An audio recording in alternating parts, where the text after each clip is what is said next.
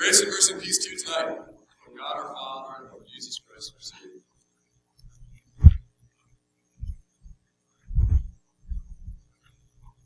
Would you rather live or die?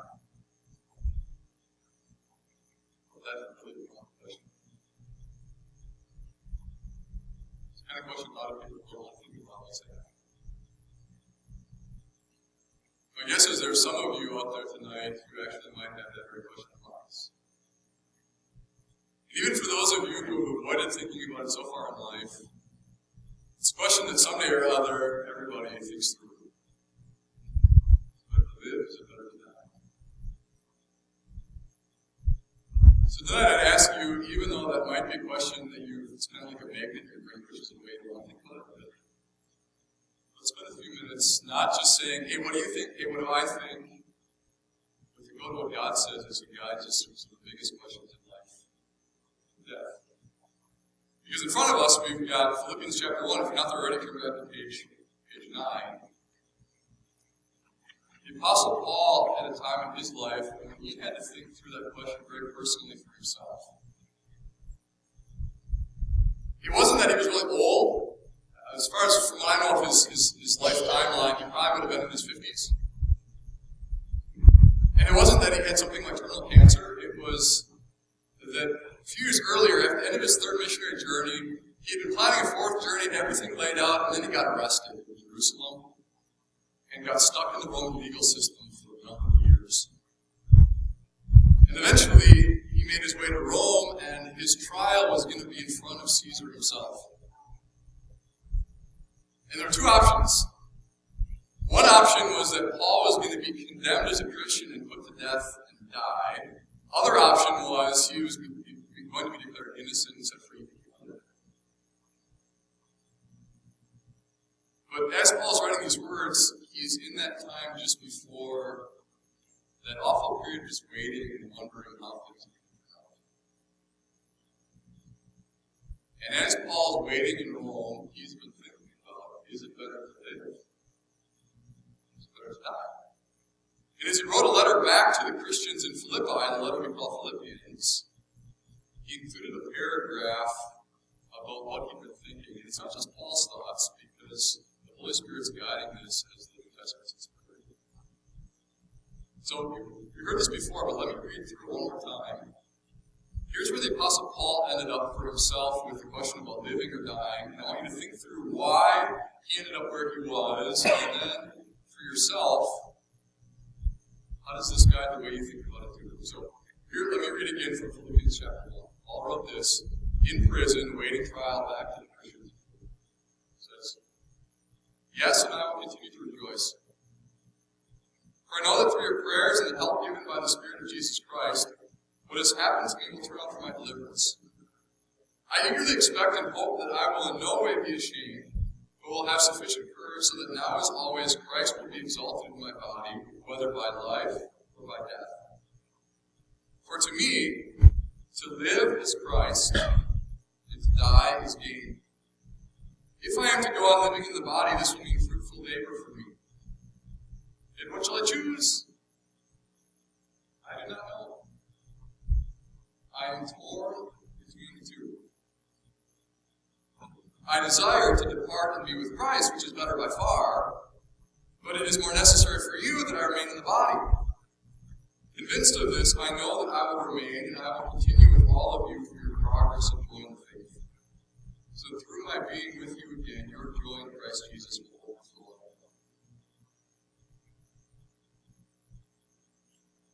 So which one did he pick? Live or die?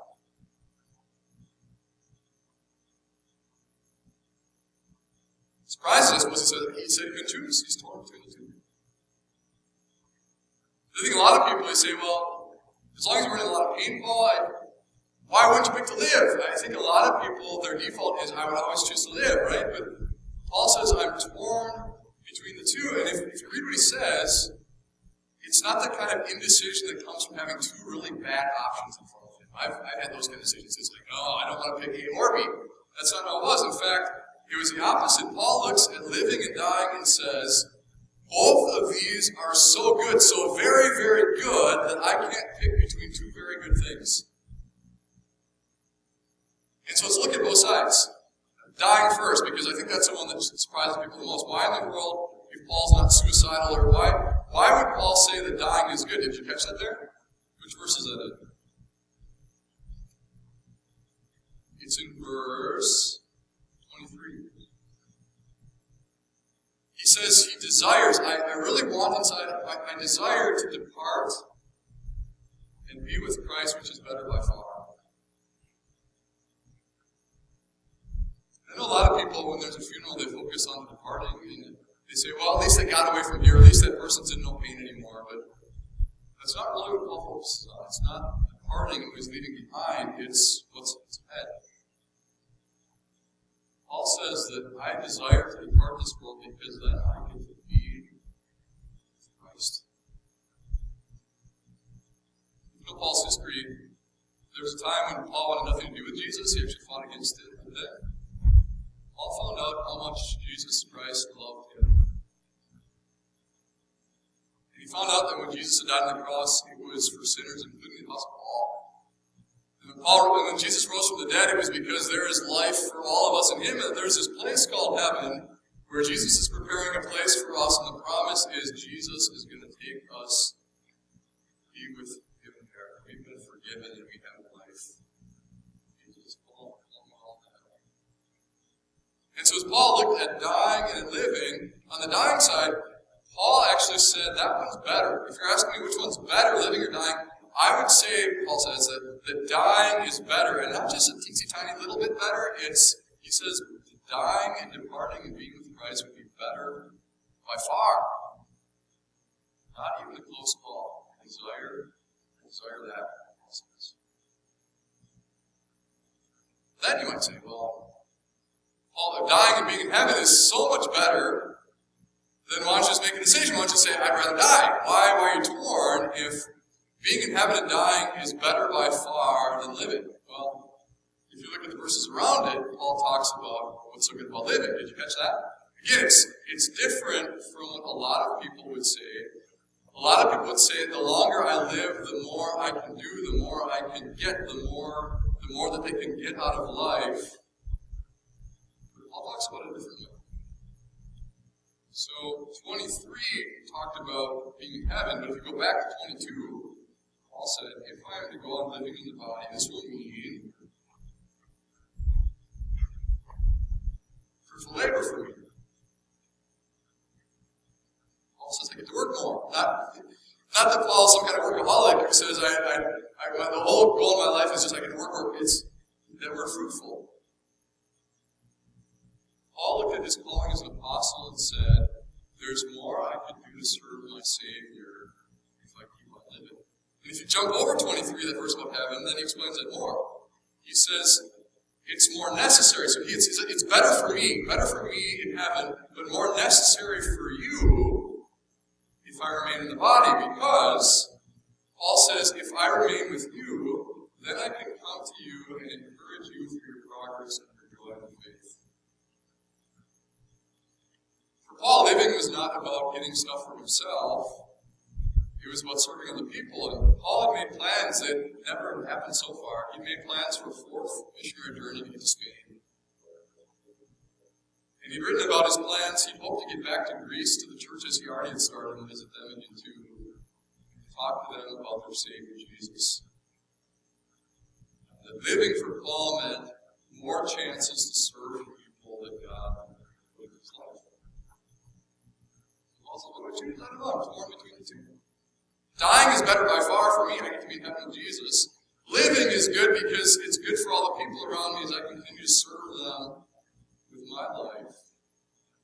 And Paul sums up that tension with the verse that I always pull out of this as the theme, verse 21. Paul sums it up like this.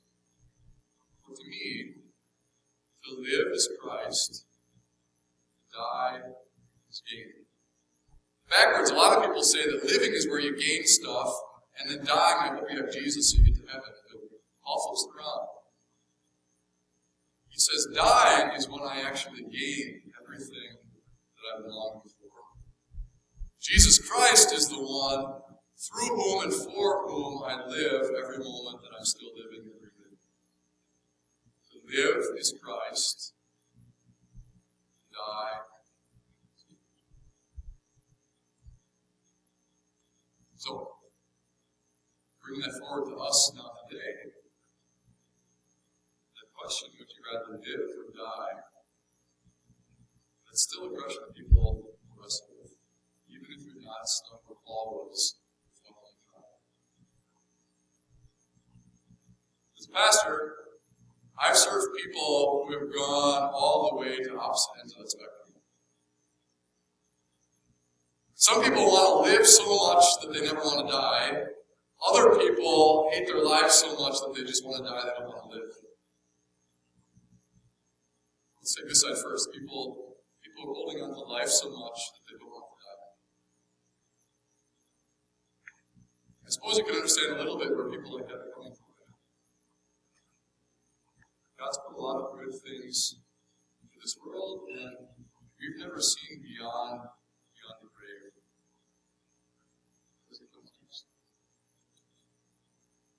And a lot of people, where day to day, week after week after year, their life is full of everything in this world.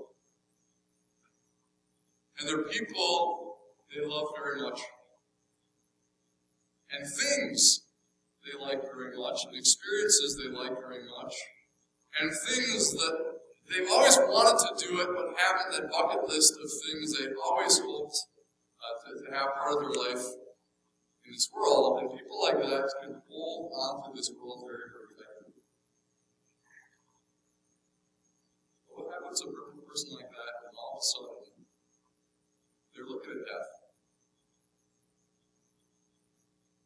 My experience is, that person's reaction is often to just try to hold on tighter, dig in their fingernails, and first of all, just deny death. No, I can't be trying to die. And then it is true that they're facing their death. To try to fight it as if they have to give everything there is to holding on to this world, to try to hold on harder and harder, and then to get angry when holding on tighter doesn't mean that you're going to live forever. What message would you share with that kind of person from Philippians chapter 1?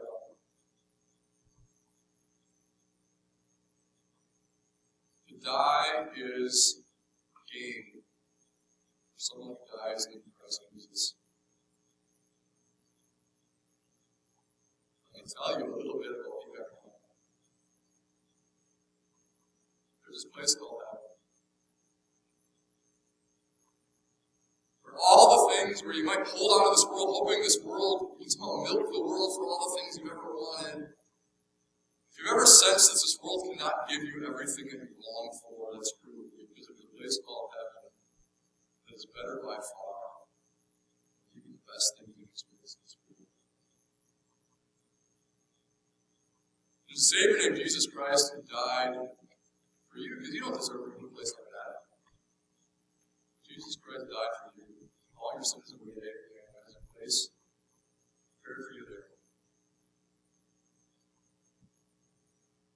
So you have to hold on to this life as if this life is all that you have. You don't. Because in Christ Jesus, you get something that is better. That's one side, people who hold on to life. Other side is people who hate their life and want nothing other than just to die. Sometimes I meet people, it's because they've lived a long time and their family is gone. Maybe their spouse is already in heaven. A lot of things they used to be able to do, they can't do. And that person sits there wondering, why in the world am I still living? That's not the only scenario. You don't have to be on the older end of life to feel that way. I know there are young people too who sometimes just feel like giving up on life. My newsfeed earlier this month, there was a girl born in the Netherlands. She had some really horrible stuff happen. teenager, she finally decided she was not going to live anymore. In the Netherlands, this is kind of sad to say, it's culturally acceptable. But her parents said that was fine, society said that was fine. So she decided she wasn't going to eat food ever again. And on June 5th this month, she died of starvation and dehydration. Why should I live anymore? Just look at this.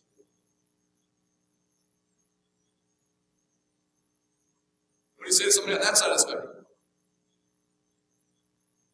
So there's nothing to live for. How about the other side of what Paul said? To live is Christ. If you have Jesus Christ, there's always a reason to keep on living and fully involved. If Christ Jesus loved you enough to die for you on the cross,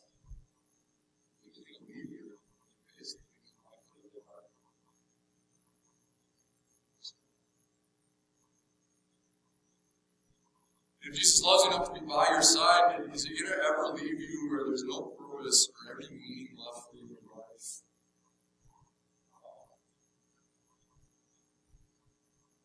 What he gives to you might change. But as long as your heart's beating and you're alive in this world, there are going to be people around you where you can reach out to them with the love of Jesus. You might not be the Apostle Paul planting missions around the Mediterranean, but is there fruitful labor for you every day of your life?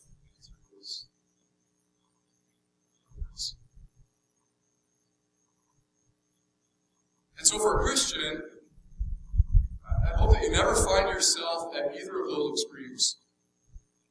Holding on to life as if you would never want to die, or wanting death in a way that you would never want to live, but that you find yourself somewhere in the middle between those two. Sometimes, like Paul, saying, I can see a lot of work, I can see myself still living. You heard that's how he felt. And as far as we know, that's what God gave to Paul. This first time he was in prison, he was set free and he went on more mission trips before he was arrested again. If you read 2 Timothy, there it's different, where Paul says, I'm pretty sure I'm going to die. I finished the fight. I finished the race. I fought the fight. I kept the faith. So maybe for you, you lean more toward, it seems like there's more for me to do, maybe you lean more toward the side of, sure seems, Lord, like it'd be a good time to be the only thing that happened. But I'd hope for you, you'd end up torn between the two and leave the timing in God's hands to say to God, whether I live or die, it's okay. Live as Christ dies in me. Because ultimately, God's the one who has our lives in his hands. Just like Paul says, wasn't it? So if there ever is some young mother, all full of energy in life, who ends up with terminal cancer, you'd ask me why? I don't know why.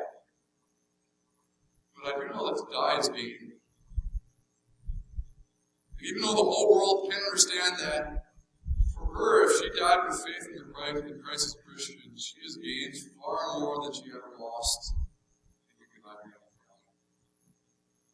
If there's something on the other end where they want nothing more than to die and be in heaven, but God lets them keep living, you'd say, why is that? Yeah, that's it. I don't know why. But I do know this, that to live is Christ. Until God calls you home, there's still more life than His given. There's Christ. So that if today would be the day when God all of a sudden calls you home to heaven, I don't, dig your fingernails in and try to hold on to this world as if this is all there is, because you've got heaven coming. It's better with far. But since you and I aren't there yet, and you're still sitting there looking at me, and paying attention there, look right there. It means that God still has more for you to do.